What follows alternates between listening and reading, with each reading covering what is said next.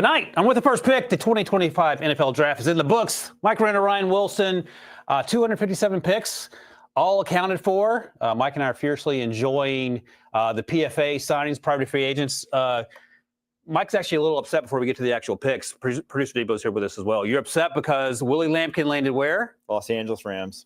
And you wanted him on your Green Bay Packers? Yeah, I did. I just wanted him not in the NFC. Yeah. Just away from the Packers. And then Logan Brown. I love Logan Brown from Kansas. He lands with the Vikings. Right. Yeah. He somehow went undrafted. I wonder if there's some injury concerns there. You and I both, there were some injury concerns? Okay. So that, because I thought he had a chance to be a top 100 guy. Does Willie Lampkin make the Rams roster? Yes. This 100% yes. Find someone to love you like Mike Renner loves Willie Lampkin. All right. Let's get through it. I do love talking PFAs. There'll be plenty of time to do that through the pre-draft process. But we're going to talk about a little day 3 action here, the recaps. We talked about days 1 and 2. On days 1 and 2, the first 102 picks. You can check that out in the old podcast feed. But the conversation, as it has been the case for the last 2 days, Mike has to start with Shedeur Sanders. And does it have to start with Shedeur Sanders? So, Debo, I declared that the day 2 winner was Mike Renner because Dylan Gabriel went in the 3rd round, and no one had that except Mike. QB3, I believe, right? Off the board? I had him my QB3. No, right. Yeah, and he ended up, QB5 off the board? But he was your QB3. So Friday night winner, Mike Renner. Saturday night loser, Mike Renner and Dylan Gabriel, because they drafted Shedeur Sanders in Cleveland with that 5th pick. And Debo made note of this as an Eagles fan. There were some reports that the Browns leapfrogged the Eagles, who were thinking about taking Shedeur Sanders, to take Shedeur Sanders, even though they took Dylan Gabriel 2 rounds prior. We've talked about the idea of 2012, for example, RG3 going in round 1 and then Kirk Cousins going in round 4. And that makes some sense. And you've said this before, Mike, you can never have too many quarterbacks. But this feels like the most Brownsian thing ever in that you're taking quarterbacks 2 rounds apart. It felt really weird. I mean, just objectively from passing on him in the 3rd to go with a different quarterback. When, I'm the biggest Dylan Gabriel fan, and just based off of tape, I still preferred Shedeur Sanders. I still thought he has some traits that, you can see growth into a little higher end than Dylan Gabriel. Love Dylan Gabriel, but that one floored me. And then you passed on him once for another quarterback. Then you took him in the 5th, and the cut to the room, and they could not have been less excited. It felt like in Cleveland, not in the Sanders house. In Cleveland, sorry, yeah. Yeah. Obviously, Shedeur was very excited to get drafted, and happy he did. But it felt like, that clip of Jeb Bush when he's in the room, he's like, please clap. There was someone at the front of that Browns room being like, please clap. It could have been Jeb Bush for all we know. Yeah, right. It was just weird. And not only is it weird, it was the 4th quarterback to a room that, they probably could tell Deshaun Watson just hey, stay at home this year, IR the entire year. So yeah, it's 4 guys. You only can keep 3, and most teams only keep 2. So one of those guys probably ain't making the roster. Joe Flacco's making the roster. Yep. I can tell you that. Kenny Pickett, they gave up a 5th for, so the exact same draft capital used on Shedeur. It's just an odd situation. And top 100 picks usually make rosters. So Dylan Gabriel probably has a roster spot. He has to make the roster. You don't draft a 3rd rounder and cut him. Top 100 picks don't get cut. It's a rarity that they get cut right away. So it could be a situation where you have Joe Flacco and 2 rookies in the room, and we'll figure that out as we go through it. But this was probably the weirdest free fall for a player that wasn't in trouble that I can remember. Yes. 100%. And it was something that, we thought 1st round was realistic. And that was more just I didn't think his tape was necessarily good enough that teams would just, there's only a handful of teams that even wanted 1st round quarterbacks. We said this in 2022 when it was the Kenny Pickett draft. We're is Malik Willis going 1st round? Yeah. Is Des Ridder got some going run. 1st round? Is Sam Howell going 1st round? And at the end of the day, I was looking at the quarterback class and I didn't have any in the top 30 on my draft board. So I'm do you think the NFL is going to? They ended up to 7-1, Kenny Pickett. So it could have been like that, but I didn't see this. No one saw this, I don't think. No, right. Because I was convinced, and I had heard that the Steelers were taking him at 21 if a defensive tackle wasn't there that they liked. They liked Derek Harmon. They took Derek Harmon. And then the Browns made the trade with the Jaguars, had pick 33 and then pick 36. We thought, well, maybe. And then you started to hear that maybe not. And then we circled back to day 3 and they take him. And by my count, 9 quarterbacks went on day 3, which I'm not a draft historian on quarterbacks, but that sounds insanely high. It was a lot of quarterbacks. And I thought there wasn't bereft of talent in this quarterback class. There was bereft of talent that you could see developing into starters. Yeah. There's a lot of guys who I thought could be like very fringe starters to competent backups in this draft class. And we saw a lot of guys kind of go in that range where you target those sort of quarterbacks. But I do think the conversation around Shedeur Sanders, it's so polarized that not a lot of people are just like saying what the case is that, one, his tape wasn't first round for a lot of people. Yeah. Some people that maybe had him there, but a lot of people didn't see him as first round tape, saw him as a backup sort of grade. If you're not a first round quarterback, they see you as more of a backup. And then who wants the headache that is what we literally that ESPN just proved the entire weekend of draft discourse, that he is going to dominate the airwaves wherever he goes, good or bad. You're going to get talked about. Who wants their backup quarterback being a story every single week, leading First Take, leading Sports Center, leading every discussion after a game anytime you could have gone CBS Sports HQ, but CBS Sports HQ. I like to think that we're a little bit more level-headed here. Now, I was blaming ESPN for this circus, not us. We don't do that, even though we're leading off the show talking. But it's a case where your quarterback has a bad game, and all of a sudden it's like everyone's like, when's Shedeur starting? You don't want those problems as a head coach. And so, fair or not, with his interview process not going well by all accounts, and then that being a piece of the puzzle too, so many teams were just like, I have to work with this guy every day. I have to do this every day for peace of mind. I'm not going to take that chance. And I think, and we'll find out, and as we go through this together, but it feels like maybe Shedeur got the message. And if it took falling to the 5th round, we'll find out, right? But you made a point as we were doing HQ, and I think it's a good one. If Shedeur had approached the draft process like Dillon Gabriel did, he would have been a top 5 pick. Yes. And I don't even think it would. That's fair. Yeah, because as you point out, his tape is not 5th round tape. The interview process very well may have been, and that's, the proof is in the pudding, as the old saying goes. But we'll see. Well, let me ask you this question. I literally have not asked this, and I don't think you've been asked it. Is Cleveland a good fit for Shedeur Sanders, just assuming there's no one else in the quarterback room? If he shows up in Cleveland, is he a good fit? Yeah, I think he is. Yeah. I think he would be.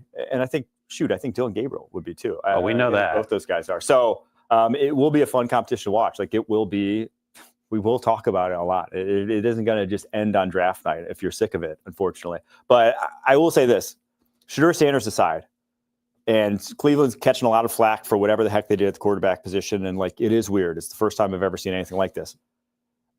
I love their draft. I objectively, to go from 2 to 5 and get a player in Mason Graham, who I think can be a Pro Bowl to all pro caliber defensive tackle. It's not as if you traded away Travis Hunter and you're left with a nobody. Mason Graham is one of the safest picks in this entire draft class, in my opinion. Did you get that from Pete Prisco?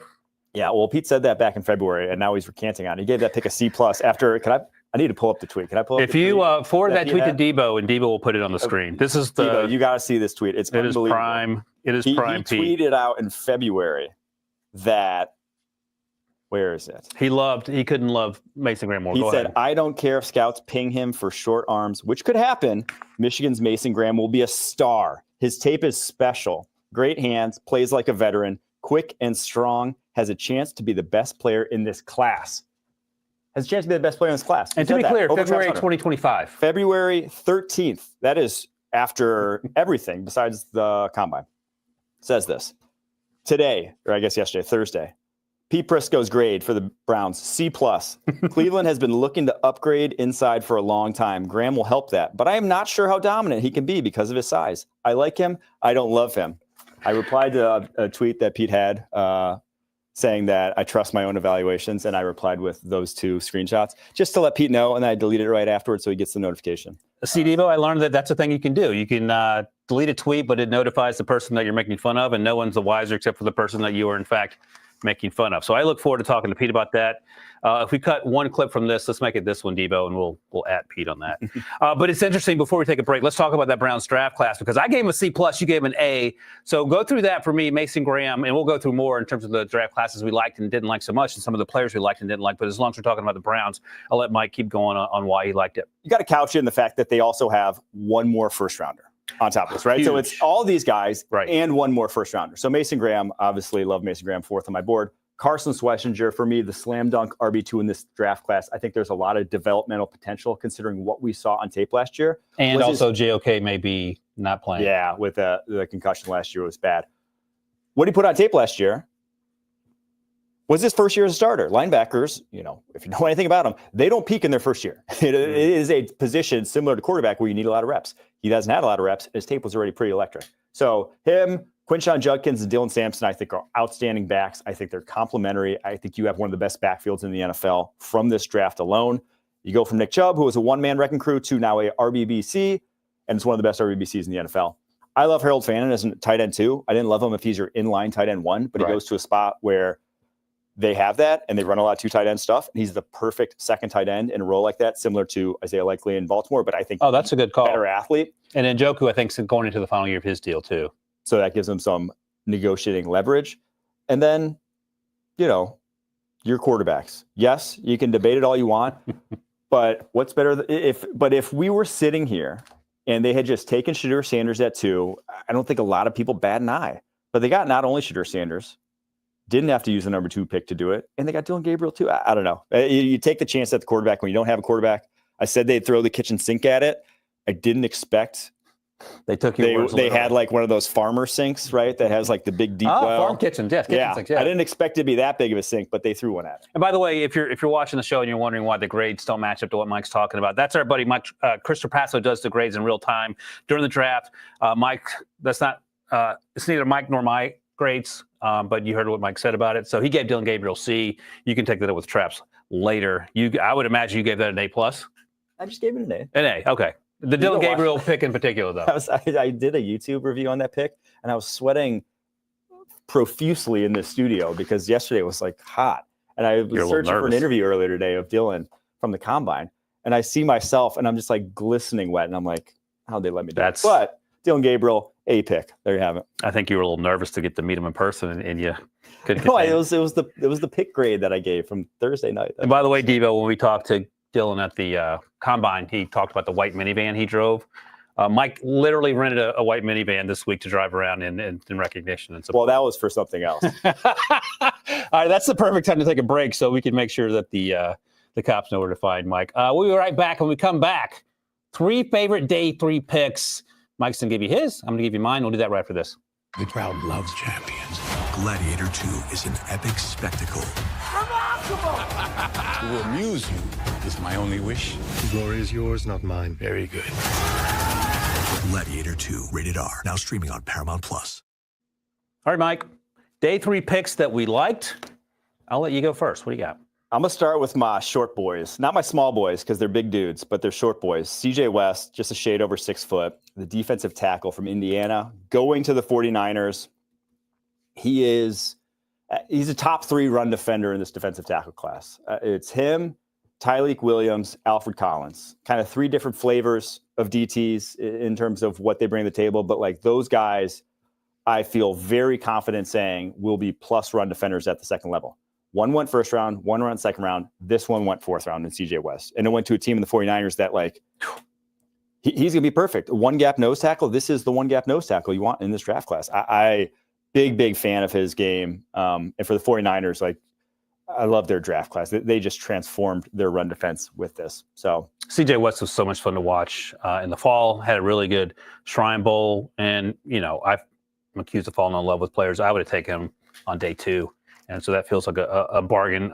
Do we know why like the NFL wasn't there with him the way they like? I get they don't usually go for shorter guys, but like I'm wondering what's his arm length? Measurable. That's where I start.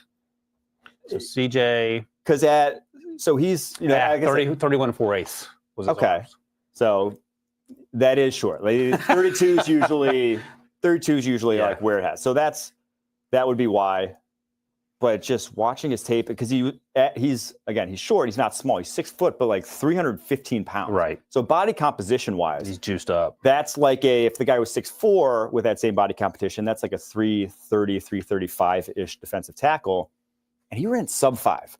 So think about a guy at that size going sub 5 seconds in the 40, like with that kind of get off.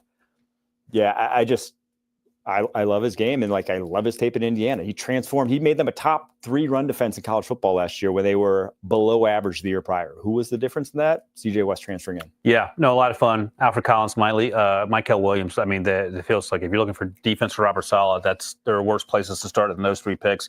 I'm going to go into round 7. Can't believe this guy was a 7th round pick.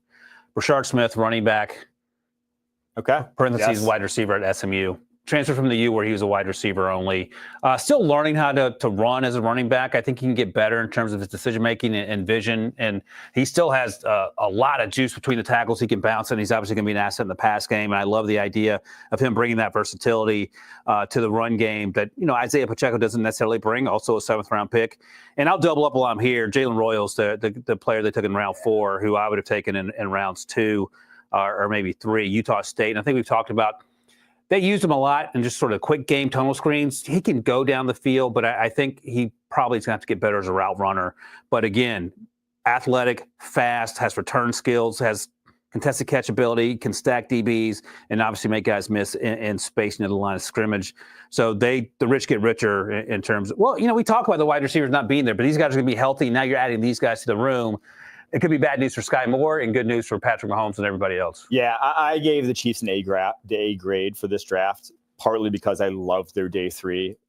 Royals, I think, is an awesome pick where they got him. But Smith, I think, is uniquely qualified for an Andy Reid offense and uniquely qualified for that room because they have no receiving threat in that backfield. No. You remember a few years back, what was it? 2019, 2021, they were running when they had, Jerick McKinnon. I guess that wasn't that long ago.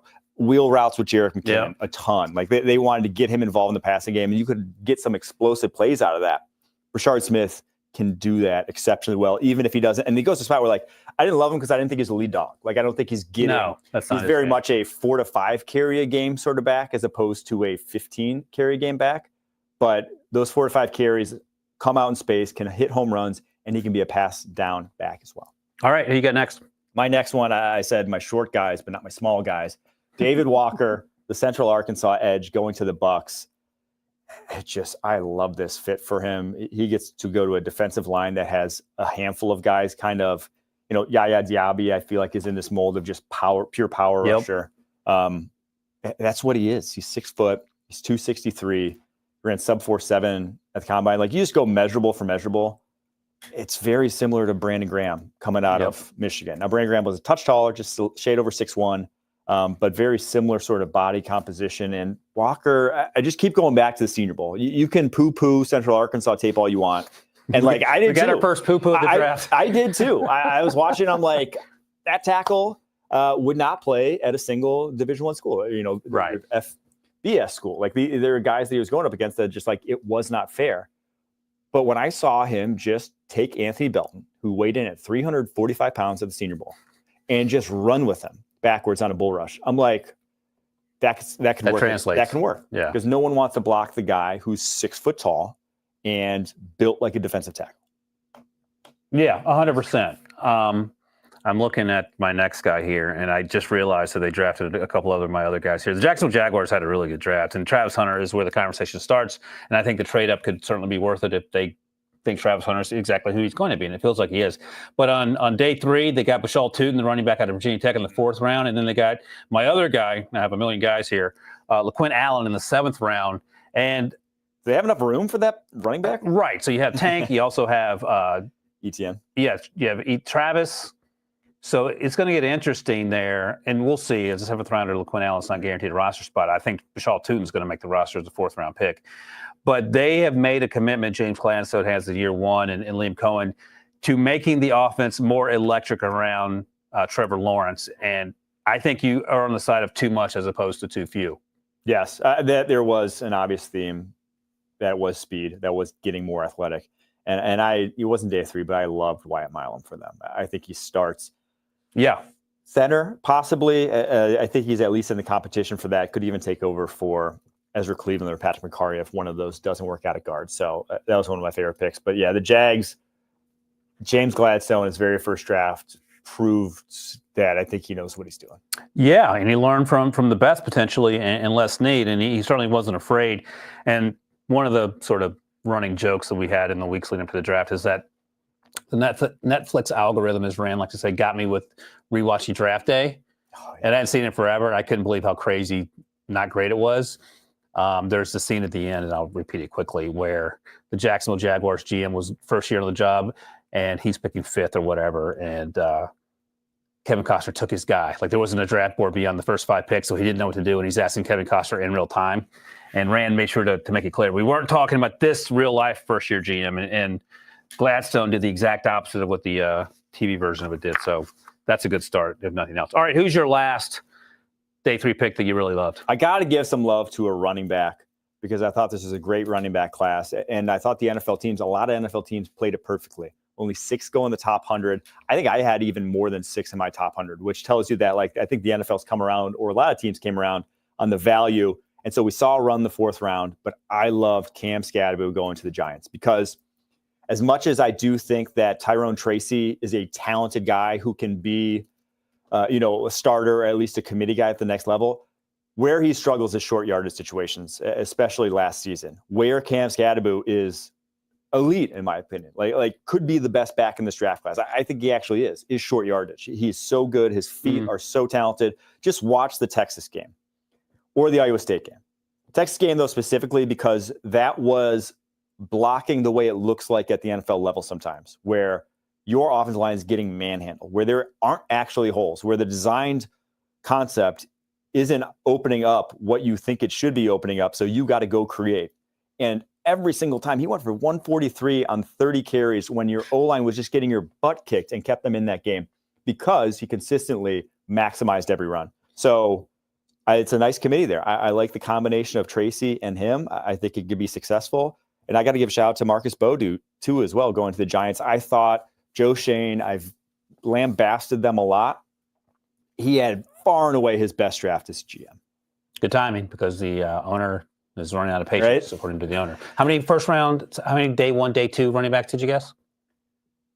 I had on my draft board, I think I had 7, and there ended 6 up being went. 6. Yeah. Oh, you said that? Okay, I was double checking. Yeah. All right. Well done. That's why you're you, not me. All right, my last guy. This will say some passing because we'll talk about him more later because he's the future Debo. Will Howard. I would have taken Kyle McCord there if I were the Steelers at 185. He was snanked by Debo's Eagles. I'm sure Howie Roseman will flip him for a first-round pick in 2 years, but Will Howard is the future at some point in Pittsburgh. I actually like that pick. I was at the Ohio State Pro Day, and I feel good about that and Jack Story. It's funny. We are like, I guess you don't hate Dylan Gabriel. I guess Rand hated him a little bit more than me, but I'm like, I'm out on Will Howard. So Joe Musso, our colleague here, is a huge Will Howard guy for no other reason than he was just watching the quarterbacks in preparation for the draft. Why are you out on Will? So one of my biggest things I want in a quarterback is just 5'10". No, like an athleticism that looks like they could have, like there's like a way of movement that looks like if you dropped them on a basketball court, they'd know what they were doing. You drop them on a baseball field, they know what they're doing. I want my quarterback to be an all-around athlete. And there's something to Will Howard that's just like a touch stiff. Like if he played baseball, I think he would have been a pitcher. Throwing 98. He wouldn't have been able to play third base, right? So that's just my take. Now, that's how I see it. And so I'm going to be a little out on him, but like he's probably a nice backup. Hey, Debo, Will Howard's a Philly guy, right? Are you okay with that slander from Mike? Is he Philly? He's the rival high school, but he was super nice at the combine. But Ohio State rival high school. It's a McCord household at this point. It's a McKee household. Come on. McCord household. All right, Debo, on that note, I can't believe I have to sell you all my McCord gear. Let's take a quick break. We'll come back and we'll talk about our highest team grades, not just day 1 and day 2, but the entire draft. We'll do that right after this. The most original musical ever is now streaming on Paramount Plus. I'm just giving the people what they want. Better Man absolutely sizzles from start to finish. Better Man, now streaming on Paramount Plus.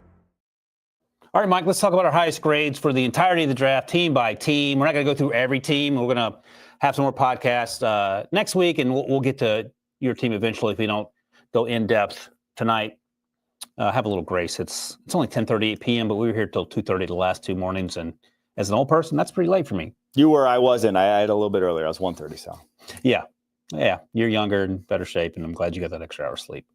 Mike and I both had the Titans as A pluses, I believe, in terms of our grades. And so we'll start with them since we both like them a lot. And Debo can flash the actual picks, and I'll just read them quickly if you're listening. Cam Ward went first overall, of course. Femi Oladejo was in the second round. Edge rusher at UCLA. Kelvin Winston Jr., injured safety out of Penn State after game 2, came back and ran a 4.5. He actually, you know who he told that to first? He told it to Debo at the combine. Debo caught him in the hallway, and he said, I'm going to run a 4.5 when I ran it. He kept his word there. Kamari DK, the big slot out of Florida, ran a 4.3s. Gunnar Helm, the tight end. Oh, my gosh, I forgot they got him. Aya Minor, the wide receiver, possession wide receiver, physical out of Stanford. And then they ran it out with a guard, cornerback, and running back, so I won't burden you with that. But, Mike, tell me what you think about this draft class. Well, also, you got to add Xavier Restrepo. As a UDFA, that's right. The Tennessee Titans, his college teammate. So I mean, I love that because they did have a connection. Like there was something there that I think he actually could carve out a role very early on because of that. Like how that does matter, building rapport like that he's had so much, and you could see it even at the pro day. Let me ask you this, because I think I mentioned to you, if he had not run the 4.85 40 and just did the 3-cone, which is sub 7, he's getting drafted, right? Oh, yeah. His tape's good. His tape was really good. I know people who had his tape as top 75. I was a little touch lower on that just because he is such a odd frame. Like he looks like a running back. He's got short arms, small wingspan. If he ran a 4.5, if you told me day 3, day 2, I would be like, okay, I could see that. But he very much, slot production more often than not is, are you on the same page with the quarterback? Does he trust you to be where you're supposed to be? So that's a great pickup for them. And I like that they just started throwing shots at wide receiver. You have Calvin Ridley. Let's give our guy something. And the shots they threw are speed guys. Kamari DK, Eliki Elmanor. They can get down the football field. And so it's going to be a different era of Tennessee Titans football. Last year was very ugly at times, but also very measured because they didn't have the pass protection and they didn't have the receivers to actually attack down the football field. Watching DeAndre Hopkins try to run a go route was, well, okay. I mean, Levis can push it down. He's got the arm to push it down, but just like we didn't get to see it. And then Gunnar Helm, man, he could play ball. Gunnar Helm is a good tight end. Yep, I think he's my tight end 3.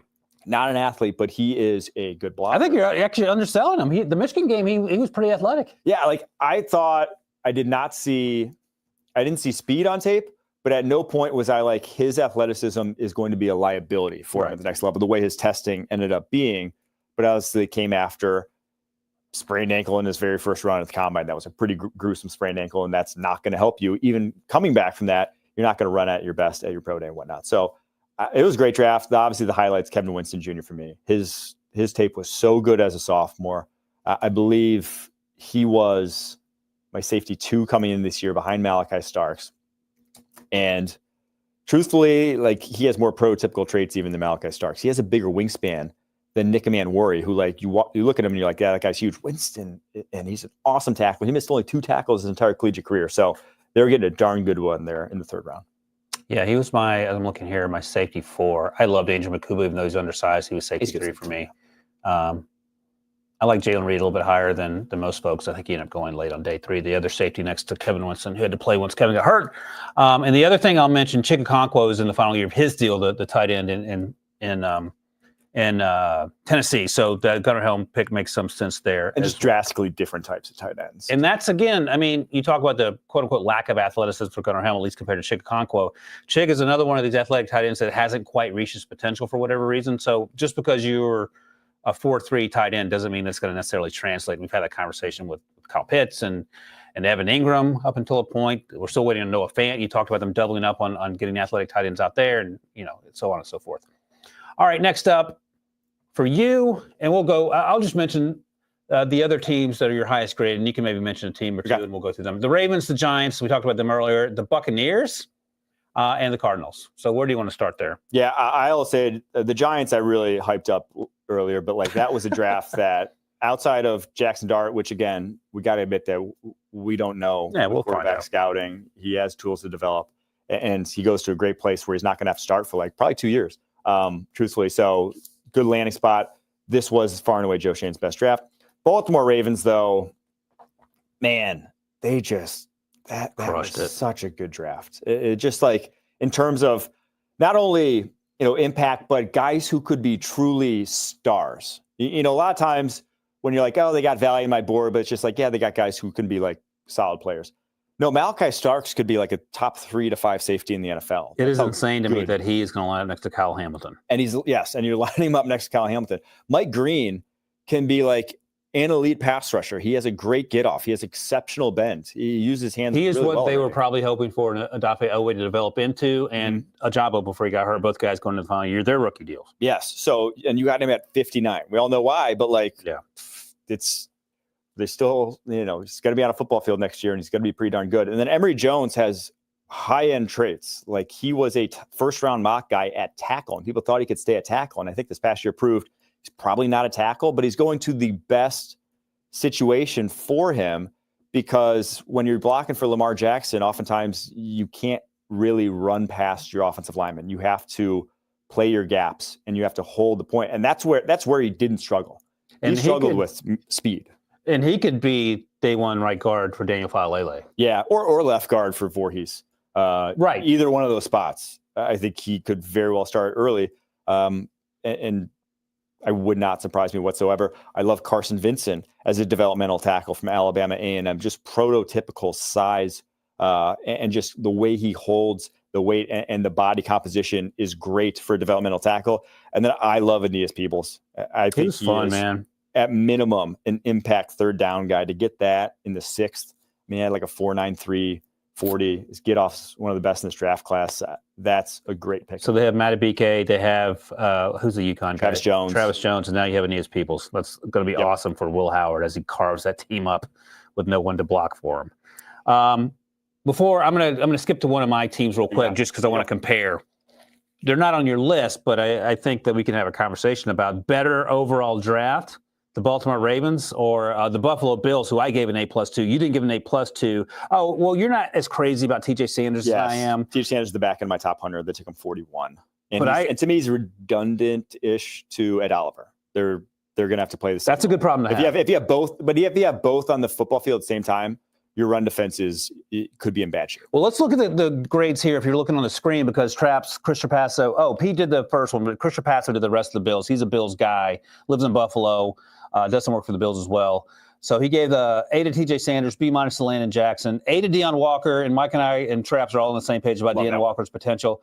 I love Jordan Hancock as a back-end developmental safety. He's a good athlete, tested well. Jackson Hawes as a blocking tight end. He might be the best blocking tight end in this class. And they finished out with Dorian Strong, Chase Lunt, the developmental offensive tackle, who I thought could have gone higher. And then the Caden Prather, the wide receiver, got a B+ as well. So Traps seems pretty happy about this draft.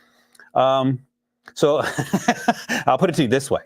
If the Baltimore Raven draft class is playing a pickup basketball game against the Buffalo Bills draft class to expand it, and we can do like home run hitting contests if you want to take it to all sports here. Who's winning that? So I think the Ravens has more upside. I think the Bills probably has a few more hits. It's like with the Ravens, you probably hit a couple bombs. Yeah. Maybe you struck out.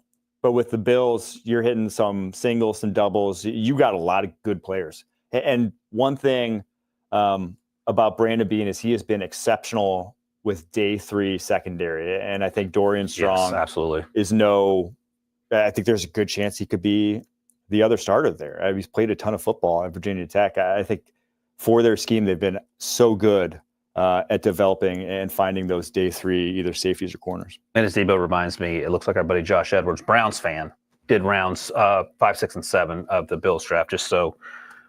Chase Lunt, B-. Chase Lunt's a good pick. No, I liked it as well. All right, let's go back to your guys. I wanted to compare those two draft classes because I think they're both absolute grand slams. And let's go to the Cardinals, because I actually like the Cardinals draft class. We haven't talked a lot about the Cardinals, so let's give them some love, because Walter Nolan at 16. Do you think that was too high? Or are you okay with that? No, I had him at 12th on my board. Oh, Kenneth Grant, you're a little high with the 13. Kenneth Grant was the one where gotcha. We might get to that with the. I can't believe I actually didn't have the Dolphins in my lowest grade. I didn't. we can include them. I think that was actually my least favorite first round pick, but this was one of my favorites. Nolan's so talented, and he goes to a great scheme for him. I mean, physically, the guys that are comparable to what he can do in terms of unlocking his hips and then explosiveness throughout his frame, not just like get off explosiveness, but then in his hands, the ability to just manipulate a guard and throw him to the side on contact. The guys that have that are guys that are getting paid like $20+ million a year to play defensive tackle in the NFL. Guys like Javon Hargrave, Jalen Carter, that for Jonathan Gannon, those guys have both played for Jonathan Gannon. Yep. Did Carter timeline, whatever. Still, this is the perfect defensive tackle for Jonathan Gannon's defense. That's why I think they were willing to eschew where people are like, character concerns. Does he fall out of the first round? No, this is where he should have gone. Yeah, and then Will Johnson, who, I've said it to death now, you and I liked him a lot in the summer. Probably wouldn't have run very well. I don't care. He's a really good football player. Denzel Burke, 5th-round pick. He was a top 50 guy at some point, maybe 2 years ago. At minimum, more talented than that. His tape was poop this last year, but at minimum, he has put on much better tape than that in the past. Yes. And I'll say this about Will Johnson. I think what was it, Ian Rappaport? Someone made the comp to Miles Jack as the knee issue that he has was what Miles Jack had coming out. Miles Jack gave the Jags like 4 darn good years at linebacker position. If you get 4 to 5 darn good years out of Will Johnson, I don't think you're really complaining about pick 47. At 247. Right, exactly. Right. Jordan Birch, I think you like him a little bit more than I did, but he looks the part getting off the bus. And I'll just mention Cody Simon, the linebacker at Ohio State. No one would have predicted at the beginning of the year, I don't think, that he would have gone ahead of Denzel Burke, but here we are. And Rick talked to Cody Simon last season because he talked to a lot of the Ohio State kids, and he told Cody Simon in the meeting, you could be working in the front office right now. He's incredibly smart, and he had a good end to that season along with virtually everyone else on that team at Ohio State. Anything else you want to hit on with those guys? Or you just talk for a second about Jordan Birch so you can give him some love so I don't have to. He's just extremely explosive. I mean, he's not too dissimilar just from a size, get-off, impressiveness standpoint to a Shamar Stewart. Now, Stewart's got a bit of a better body composition at the moment, more longer arms and is younger. But, I mean, he can be a bull rush only type of guy. And he goes to a spot where he doesn't need to really be a 3-down guy just yet. They have so many edge rushers now. Like, they went into last year's draft with nobody before the draft, Darius Robinson, and now all of a sudden it's like, does he even see the field, Jordan Birch? But he doesn't have to, and he's improved over the course of his career. So I think there's a good chance that we're looking back 3 years from now being like, that guy went where with what he's capable of. So, and that's a good point. So now we have Darius Robinson, Walter Nolan, and Jordan Birch along your defensive line, and that's certainly an upgrade. I'm sure Jonathan Gannon is much more excited about that. And Josh Sweat and Baron Browning, and they put Zaven Collins on the edge, and it's like, oh wow, the defensive line that stunk for the first 2 years in Jonathan Gannon's regime, they might actually have one of the better defensive lines in the NFL here soon. All right, let's go to a couple of my picks before we take a break here in terms of highest grades. I'm going to go to Atlanta because you and I, we talked about this on HQ earlier. They have forever drafted skill position players in the top 5 to 10 picks, it feels like. And they said, Raheem Morris and Terry Fontenot, I said, listen, man, we're going to go all defense until the very last pick. Jalen Walker at 15, traded back into the first round to get James Pierce Jr. at 26. And you might say, well, they had to give a first-round pick to do that. And I would say he's a first-round talent, so you got him now as opposed to waiting a year.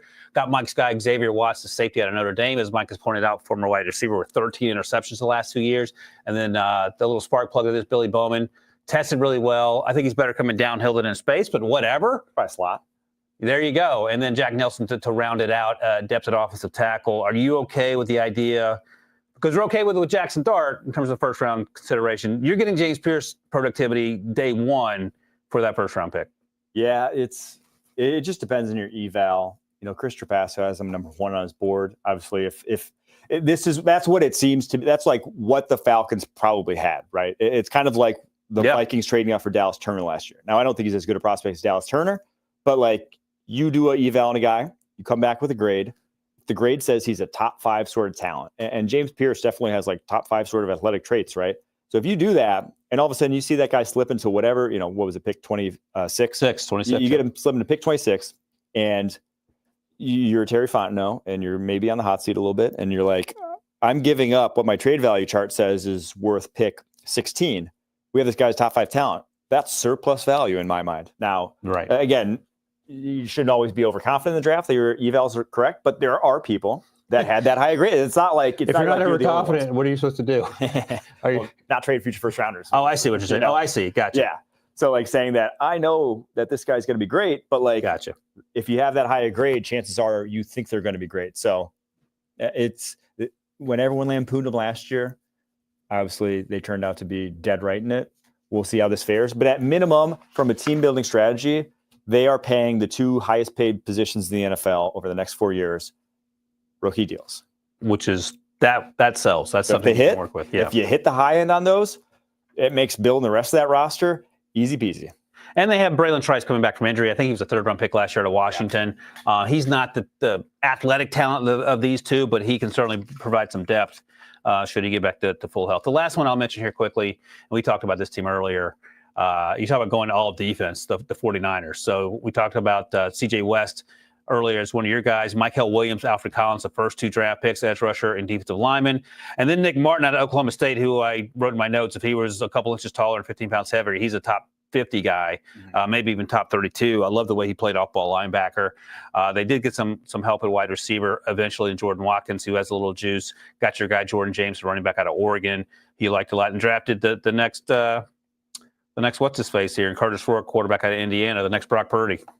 Forgot his name there. Curtis Rourke, they have the weakest armed quarterback room in modern NFL history. Curtis Rourke trying to rehab from ACL, catching strays from Brock Purdy, Mac Jones, and Curtis Rourke. Oh, Mac Jones, my guy Mac Jones. First to throw the ball 55 yards in the air gets to be starter.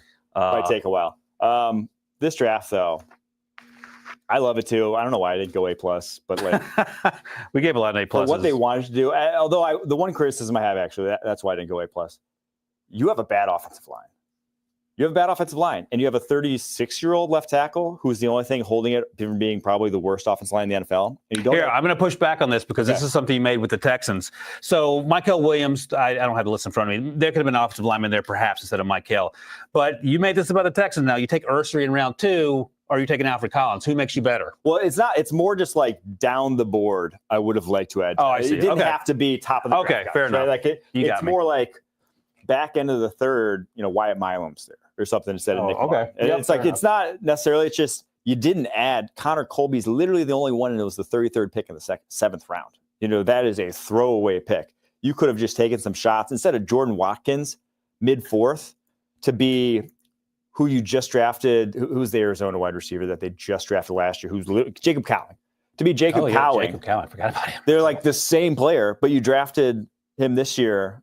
That pick could have been an offensive lineman just to throw something at this room. Because again, if Trent Williams goes down, Jalen Moore ain't saving you this year, and it's the worst offensive line in the NFL. And you're objectively not winning a Super Bowl with that offensive line, look at the rest of the NFC. You're going to face the Eagles. You're going to face the Lions with this line. You're going to face the Giants with this. I shouldn't throw the Giants in there, but you know what I'm saying. There are defensive lines in the NFL. In the NFC oh, you know what? I'm going to push back. I'm trying to check here. So 438, the 130th pick, they took Jordan Watkins, wide receiver. At pick 137, Johnny Cornelius, the right tackle out of Oregon, went off the board there. Now, there were other options after that. Marcus Bowe went 3 picks prior to that. Okay. So maybe they had a run on guys. I'm just seeing what happens. Devil's advocate. Fair enough. Yeah, as I look through this, because but I love Jordan James as well.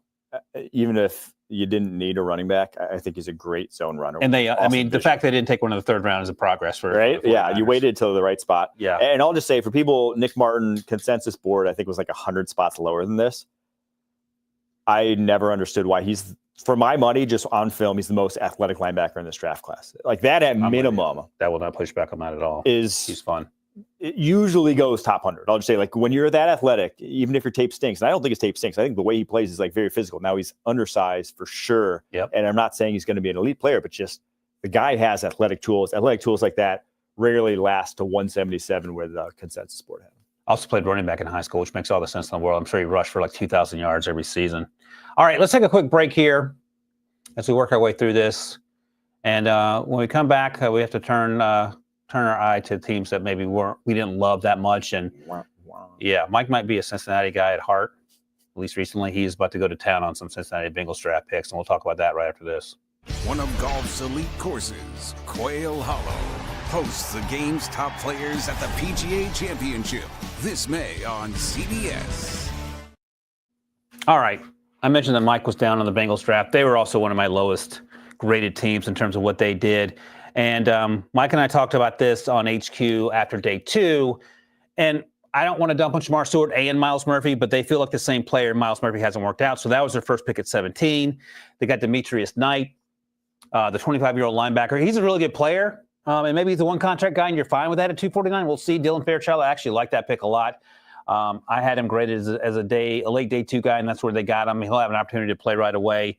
Barrett Carter, just keep drafting off-ball linebackers. Okay. Jalen Rivers, the guard out of Miami. I didn't love his tape, and Taj Brooks was a really good running back out of Texas Tech. Mike, take it away. I'm going to read a text from a thread that's from my Bengals friends back in Cincinnati that I thought was the state of where Bengals fans are right now. He said, I think it's possible that I could assemble a draft class using only the currently undrafted players that would outperform the Bengals draft class. That's the state of how poorly they think of this. And I wouldn't go that far. I think that's a little bit hyperbole, but I just don't see this draft class, one, making any impact next year. I don't think Demetrius Knight's starting over your 2 starting linebackers there right now in Logan Wilson and why am I blanking? Jermaine Pratt. Jermaine Pratt. So he's not seeing the football field, and he was a top 50 pick, right? And he's a 25-year-old linebacker that I think is fine, but I think that was a misappropriation of value. I think you could have gotten him later or other linebackers later because, Danny they took one in the 4th round, and Barrett Carter. Yeah, Dan Stutzman goes 4th round, and Barrett Carter goes 4th round. So you took another one. Now, maybe you want to move on from the contracts that are your 2 starting linebackers right now because obviously they didn't perform great last year. And maybe you're looking for more man coverage linebackers in Al Golden scheme. And I can see that being the case here. These guys are much more athletic than at least Logan Wilson. So maybe that's the play here. But it's still linebacker, one of the lower paid positions in the NFL.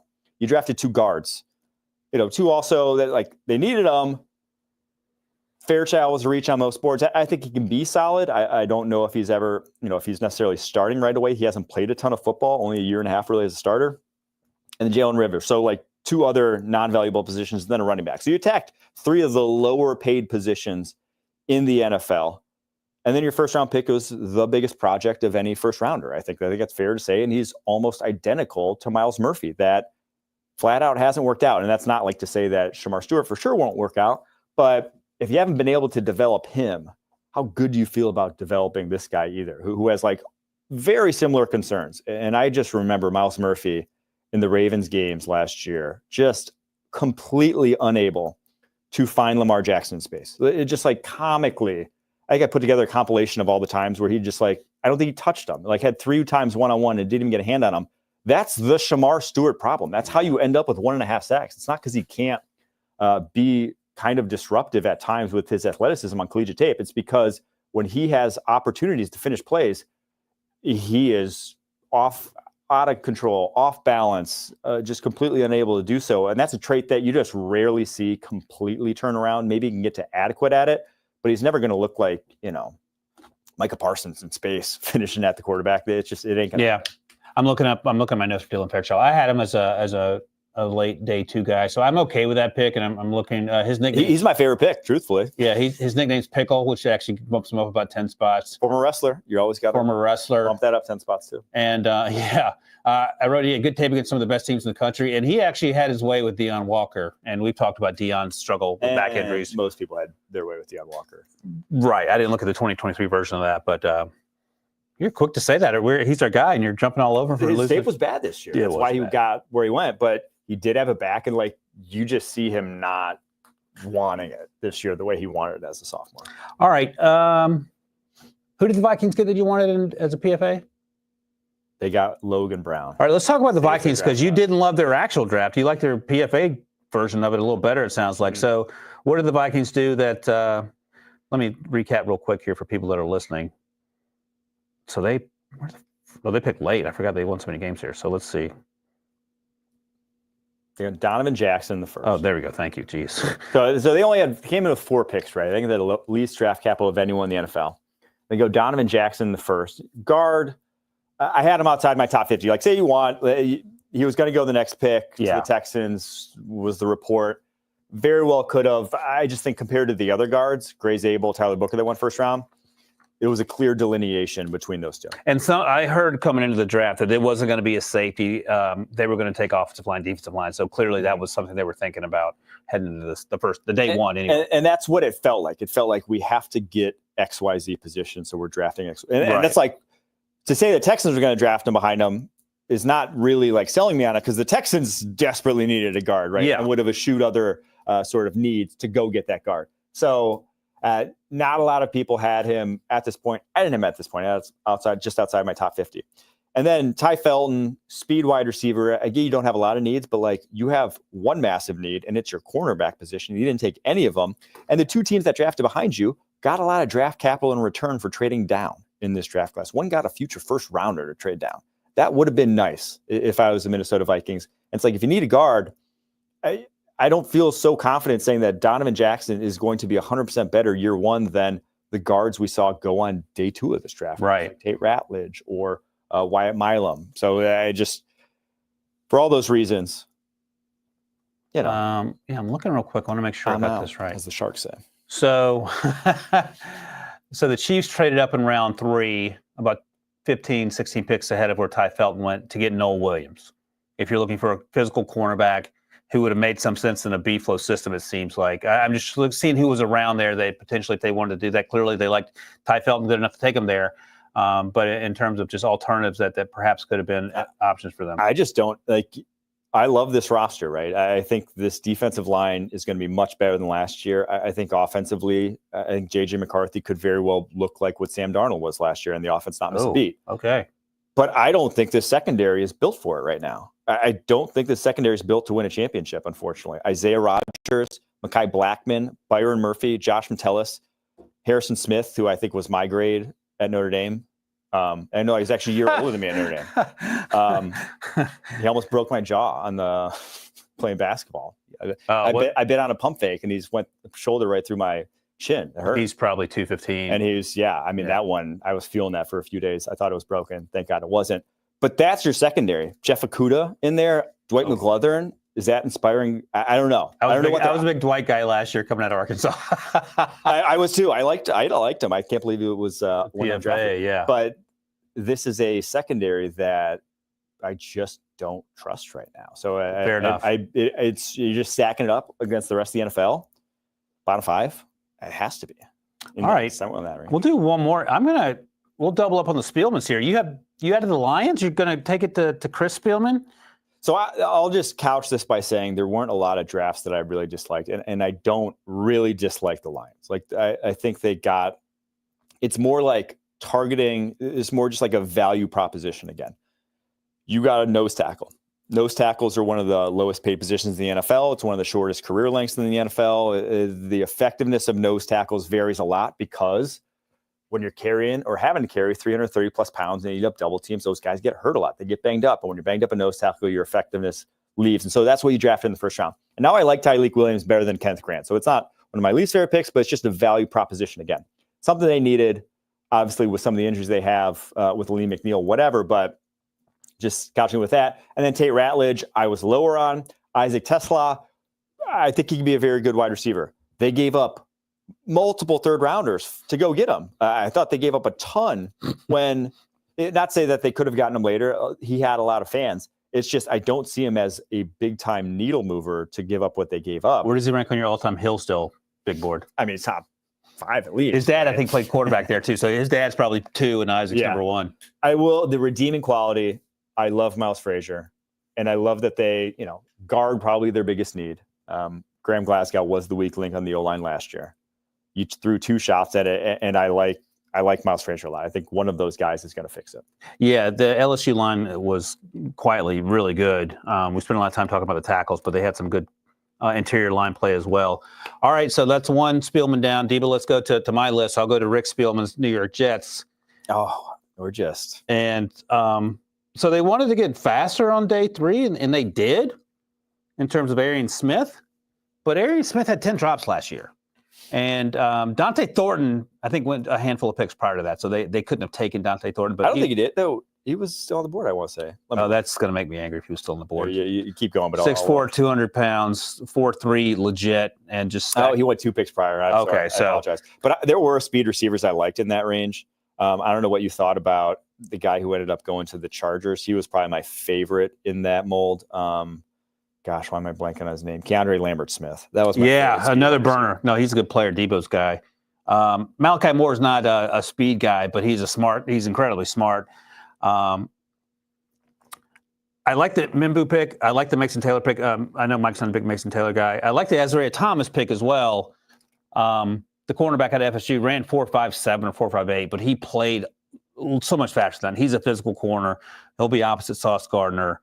I'm all on board for that. I was just confused by the Aaron Smith pick more than anything else. Like, I don't mind this draft, and I actually like Mimbu. You just talked yourself into it not being one of your lowest graded ones. I was not. And again, Aaron Smith, super fast, but super disappointing in that he didn't live up to the expectations that, for as much as we crushed Carson Beck, he did not have a lot to throw to. Yeah. In a post Brock Bears world. He had 2 drafted wide receivers in this class. Who's the other one? Dominic Lovett. Oh, Dominic Lovett. Jackson Meeks left him to go to Syracuse to Kyle McCord. I will say this, and I think I've maybe said this before on this pod or others. I hate deep threats. Oh, so okay. That could have been worse. I hate deep threats with bad hands. Who is looking for that? That's my question. The Packers, apparently. They keep drafting them. But like even ones that are like productive, even guys that, make up for it, like have good numbers at the collegiate level, which Aaron Smith did not necessarily qualify. Because you only get, in the NFL especially, you only get like 1 to 2 real chances at those a game. Right. And if you have a guy who's going to miss 1 out of 5, and maybe that's giving him too much credit or too many, but like 1 out of 8, and then not going to finish the ones where it's like, oh, I got to finish that catch point, maybe contest the catch. It's maddening. It deadens the sidelines on plays like that. Yeah. I do love Mimbu next to Elijah Vera Tucker, and then Fashanu on the other side, Tippmann in the middle. That I can get behind. I think that's perfect for that. Yeah, and that's going to help Justin Fields a lot. It feels like hopefully Mason Taylor, he can find a way to use him in the middle of the field, and I mentioned Azariah Thomas as well. And the last one I'll mention here, my Pittsburgh Steelers. We're living in a world, Debo, where Will Howard saved this draft for me. I've come around on Derek Harmon. I think if he's healthy, I'm fine with that. I know Mike likes him better than I do. I think I talked myself into a quarterback at 21, and Harmon was a little lower for me than Nolan and Kenneth Grant. Caleb Johnson, I don't love, but if he's 45% of Le'Veon Bell, okay, let's try to make that work. So many faster backs in this class, but fair enough. You need someone to sort of bounce off Jalen Warren. Jack Sawyer, I'm a huge Jack Sawyer fan. I don't care about the measurables not being there. I think he's going to be a rotational guy along with Herbig that's been there for a few years now. Yeah, Black, 35-inch arms. He did not play up to the physical traits that you see getting off the bus. I like Will Howard a little bit more here than Mike. And then Carson Bruner, hometown pick, Debo, Mark Bruner's son, University of Washington. He'll be a special teams guy. Did you like this better than me, or you were equally as disappointed? Oh, I liked it a lot better than you. That's good. why I feel like this is I've done this a lot with the Packers. I know exactly where you're going through, where it's like I don't want to say you like talk yourself into, but like you have like a group of guys where like these, or I am just like distraught. That's 100% right. Right. And then they didn't go these.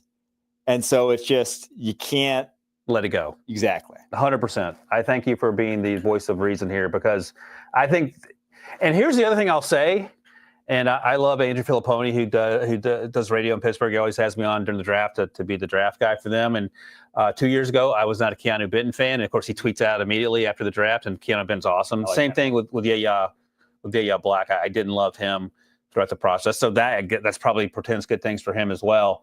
But I'm coming around, and I feel better about it, because I try to be mostly optimistic in a post-Matt Canada world with Pittsburgh stuff. I'll ask you this as obviously a Packers fan. When Aaron Rodgers arrives, what's this going to look like for Pittsburgh Steelers fans? What do they have in store as a 41-year-old Aaron Rodgers? I still thought when he wasn't like banged up last year that he was still probably somewhere in the neighborhood of quarterback 10 to 12 in the NFL. Oh my gosh. Are you kidding? That's amazing. I think he can be. And especially like with his, and where he still has it is sideline balls. Like his back shoulders, go balls, whatever, were beautiful last year. He didn't have anyone to catch them outside of Garrett Wilson, but like they were spot on still. Now he has the best go ball duo in the NFL, right? So I do think, we will see, right? But I do think that at least it can work. This draft class specifically, I thought Harmon was one of my favorite picks the first round. Oh, yes. He is, to me, a Steelers defensive lineman. It was one of my favorite You're picks. right about that. He's your Cam Hayward transition plan. He's not Cam Hayward. No one's going to be, but like this is a just naturally large, powerful human being who's really only scratching the surface of what he could be. So I think you're right. And I think that's how I have to think about it. And as much as I don't love Caleb Johnson, this was where he had to go. A team that's only going to run outside zone. Now, I think I said this earlier. It's like you drafted for a specific scheme, a very scheme limited back, in my opinion. I don't want him doing anything other than that from what I saw on tape at Iowa. And with how Pittsburgh goes through offensive coordinators, it might be 1 year in that scheme. That makes sense for him. And then you're doing something completely different next year with someone not named Arthur Smith calling it up. But for what they have, what kind of, if you weren't going to go quarterback, I didn't mind this draft. This is where I thought Jack Sawyer was going to come off the board. I just didn't see the NFL loving a guy who was not explosive with very short arms. That's just is what it is. And our buddy Lee J. Dooswell said 4th round pick all day long. And I had him like top 50 at one point. And then I think he can outperform that. I think he can make an impact. He's such a heady football player and like makes plays that other guys just won't. But he also is going to struggle with that level. Yeah, fair enough. Some guys you like with short arms, others you don't. That's what I'm hearing here. Well, so he's tall with short arms. Tall with short arms is a bad combo. Like Aiden Hutchinson, he struggles to win with power because it's just hard to leverage when you're 4 to 6'5" with shorter arms. When you're 6 foot with shorter arms, you can get that leverage battle. Well, as someone who is short and also has short arms, I will take Jack Sawyer and Aiden Hutchinson all day. All right, that's it. That's a wrap. Just over an hour. We did it, Debo. 2025 NFL Draft in the books. Of course, we'll be back on Monday for a 2-hour show going through all the grades of your teams in greater detail, so you can look forward to that. And then I believe Debo has a 2026 mock draft planned for later in the week. Did you have a favorite moment of the draft? Like just like not necessarily a pick or just like any point where you're like, that was great. Yeah, my first favorite moment was Dylan Gabriel going in the 3rd round for you. And I said, okay, the Browns are doing that. And then I remember I was looking for trade details on Twitter, and I saw, I believe he is the Seahawks beat reporter for The Athletic, Sean Duger, I believe his name is. Okay, yeah. I apologize for not knowing his name, but he tweeted out the details of the trade I was looking for. And he said, oh, by the way, they're taking Shedeur here because that's when they leapfrogged the Browns did. And I said, this is awesome if this is happening because it does not make sense as I bite my own tongue. And it was the most Brownsian thing ever. What about you? My favorite was when, so at ESPN, Mel Kiper just went on this like unhinged rant about like the NFL has no clue how to evaluate quarterbacks or whatever. And like, they've been doing this for 30 years. I can't believe they let him fall. Like, just like crazed. And then, like everyone clipped that rant, but like they didn't go. The best part was probably like 5 minutes later, they were talking about Louis Riddick was talking about quarterbacks and like falling in love with a guy or something, or like that you like teams fall in love with guys. And Kuiper's like the way you did with Shuck, and Louis Riddick was about to go right back at him about the Shedeur stuff and like how he I saw him going for it and he had to bite his tongue. I don't know if anyone clipped it or saw it or knows what I'm talking about, but there was a point where like, I was like, did like Kuiper really just have the lack of self-awareness to call Louis Riddick like a fanboy of Tyler Shuck? Yeah. And not realize that like for 3 days of content, guy would not stop talking about it. So, that was my favorite. That was my favorite. Not Dylan Gabriel, incidentally. I was dying laughing in my hotel room earlier today. I will say, in Mel's defense, I had the similar feelings about Mac Jones, and that didn't work out for me. Yeah. So you only had to wait 15 picks. That's true. I thought he was going 3rd overall. Ryan, Mike is not going to be on our 2026 mock this week. Yeah. But what do you want to get from him? His top 32 right now. Off the top of we had discussions a little while ago about our top quarterback, and who did you land on? I think I feel the best about landing. Arch Manning, I think will be a top 5 pick when he comes out. His tools are off the charts, and just like something about the Mannings playing quarterback. It works, right? The bloodlines. But Garrett Nussmeier is the one I feel the best about. If I had to say he'll be a 1st rounder and like you got to bet money on it, I think he's the one I feel the most comfortable with right now. His dad's the QB coach or OC in New Orleans right now. That could be the team where he ends up going to, or just like he knows how to play QB. You see a lot of high level stuff from him on tape already. He's not super toolsy, but more than good enough tools to succeed in the NFL. So hear that, Debo? He's hopping on the nuts bus a year after we started driving that thing. Then it went off the cliff the last quarter of the season. But he had a lot of ugly throws. I'm glad he went back. Decisions, but it felt like he was trying to do too much at the end there. But the first half of the season was a lot of fun for sure. I can't. Hopefully, I won't do this. I'll probably eat these words. I don't think Carson Beck's going to go in the first round. I'll just say that now. Lenore Sellers, I'm interested to see out of South Carolina. You talked about Arch Manning, Debo, Drew Aller, obligatory mention there. I feel like there's not a lot of guys though next year. That's like what Lege's been saying, because everyone says like the Browns traded back to get the first round pick, so on and so forth. They solved their quarterback situation to look towards next year. And by the way, another sleeper, and Mike knows this guy because he actually texted me about it the other day. Debo got lucky with Trevor Pena, wide receiver from Syracuse, going to Penn State. Is that official, Debo? Do you have that? That happened a few hours ago, confirmed. Golly, Fran Brown said, I'm not paying you. So hopefully Drew Aller can take advantage of him. And Debo's biggest bellyache in all last fall was that Drew Aller had no one to throw to. If he had Will Howard's wide receivers, that team would have won the national title. Is that correct, Debo? They would have beaten Mike's squad. They still wouldn't have gotten open against those Notre Dame corners. Those are who are going to be. What's his face? The guy who was a sophomore last year. Blanking on his name, but big Notre Dame fan here. Jeremiah Love is also a running back that could potentially make it. He's going to be a first round pick, no matter how high health-wise. Health. Yeah, if he's fully healthy, that guy is the best running back I've seen at Notre Dame in my fandom of them. Wow. He's so dynamic, fast, speed. Like he's really got it all. So yeah, he'll be up there. Christian Gray is who I was thinking of. There you go. He could very well be a first rounder. All right, we'll see who the next William Mary standout's going to be after Charles Grant. All right, that's it for us here. We are done with the 2025 NFL Draft officially, but we'll talk more about it next week and then move on to 2026.